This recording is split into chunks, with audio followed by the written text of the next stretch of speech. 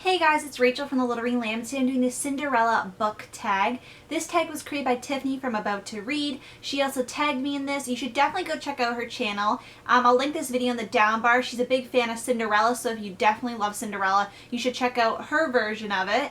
And yes, we're going to start the questions. So if I'm looking down, I'm looking at my laptop where I have the questions laid out, and let's begin. So number 1. Evil Stepsisters, a book with characters you hate. A book with characters you hate, I would have to pick Twilight by Stephenie Meyer. Now, I'm not hating on this series because I know a lot of people like it, but it just wasn't a series for me. Like, it was okay, but not really necessarily in Twilight, but especially in New Moon. I didn't really like the werewolf aspect of it. Yeah, there's a lot of characters, and Bella's pretty problematic and stuff. Like, when I was reading this, it was full of the hype. I really did enjoy it, but after a while, you take a step back and you really realize there's a lot of characters I found quite problematic. So yeah, I'm gonna have to pick this book. Number 2, Prince Charming, a book with a gentleman. So if a book with a gentleman, I'm going to pick Royal Wedding by Meg Cab. I just picked this one of the series, but the series character I picked is Michael Moskowitz because he is a gentleman to Mia. And yeah. 3, Cinderella, a character that is graceful, kind, and defiant. So for this question, it was kind of hard to pick an answer because usually in dystopians you have somebody who's quite defiant, but the terms, and they're kind, but graceful, So I decided to go with America Singer from the Selection series because being in the Selection, she has to be quite graceful, she has to be kind, but America is a defiant character, a very defiant character in the second book, and I know a lot of people do not like her ways, but she does kind of fall under the categories of all those, especially being in the Selection and being a dystopian, so I decided to pick America. 4, Fairy Godmother, a character that always has someone looking out for them. So for this question, I picked The Sisterhood of the Traveling Pants by Amber Shares. Yes, this is a bit of a cheat because all the girls look out for one another, but I found this would be the most optimal Fairy Godmother-esque situation because we have one girl looking out for the next, looking out for the next, and they all look out for each other, so it's just Fairy Godmother times 4. 5, Helpful Creatures, something that makes you happy when you're sad. Something that makes me happy when I am sad is Dying to Know You by Aidan Chambers. You guys know my love for this book, and this book just has lots of ups and downs, but it just makes me happy, but I go for all the emotions, and when I really need it, it's always, there for me because it's on my shelf and I own it, but it's there for me. 6, Ashes, a book you didn't care for. So Ashes, a book I didn't care for. I'm not sure where the book I don't care for went. The book I don't care for is 20 Boys Summer by Sarah Auckler. I thought I was going to really enjoy it. I've heard great things about Sarah Auckler's work, but I did not like Frankie, which was one of the main characters. She just bothered me, and it just went downhill from there, people. Just downhill. I don't know where it went. It could be Ashes now.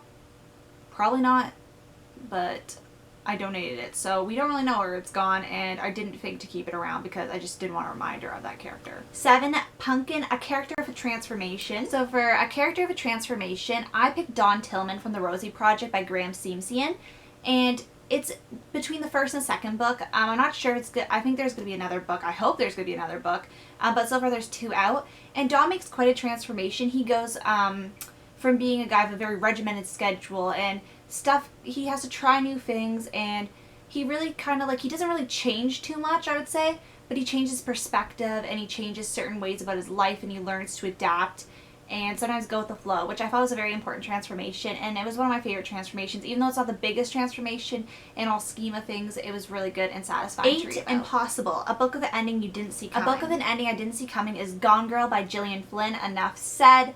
I don't want to spoil it for you guys, but let's just say I did not see this ending coming. 9, Just Breathe, something that inspires you to be courageous. So a book that inspires me to do something courageous, I picked Colorless Tuzukuri Tazaki and His Years of Pilgrimage by Haruki Murakami, and somebody commented, told me how to say, I thought it was Tuzukuru, it's Sukuru. Thank you if you were watching this video and you commented that. It was very helpful, so I don't look like an idiot saying that. But basically this book, the main character Sukuru, he goes through a hard time, and he does courageous things. Like, his friend group kind of dissolved after high school, or I think it was in high school. Yeah, in high school or after high school. I'm one of the two. Anyway, and he goes and confronts people, and he's very courageous, and he's trying to figure out what went wrong, and I think that's very courageous because nowadays conflict is something a lot of people avoid. I try not to avoid conflict. Sometimes I'm not very good at that, but it's something people avoid, and I think he was very courageous in his acts, especially approach these people he hasn't approached in a little while, and really talk about his feelings. I think that was quite courageous, and it makes me quite courageous to stand up if something's bothering me or somebody's being mean, just to stand up. And finally, number 10, Happily Ever After, a book with a perfect ending. So for Happily Ever After, I have two separate answers. One of them is for the perfect, like how it was written, it was beautiful writing, and the story, and one of them's just like the story, but I do enjoy the writing. But first, for the story, that is my favorite. I picked Point of Retreat by Colleen Hoover. This book just ended so happily. It was just a really happy, sugar-coated, good ending. And then for the book that was written beautifully at the ending and has a beautiful story nonetheless, is Dying to Know You by Aidan Chambers. There's such a twist at the end, and I don't want to say it because it will obviously spoil it, but just the writing, when you get to the end, you're like, whoa, that was good. Yes, and that has been the Cinderella Book Tag. I want to thank you guys so much for watching, and I'll see you guys later. Bye.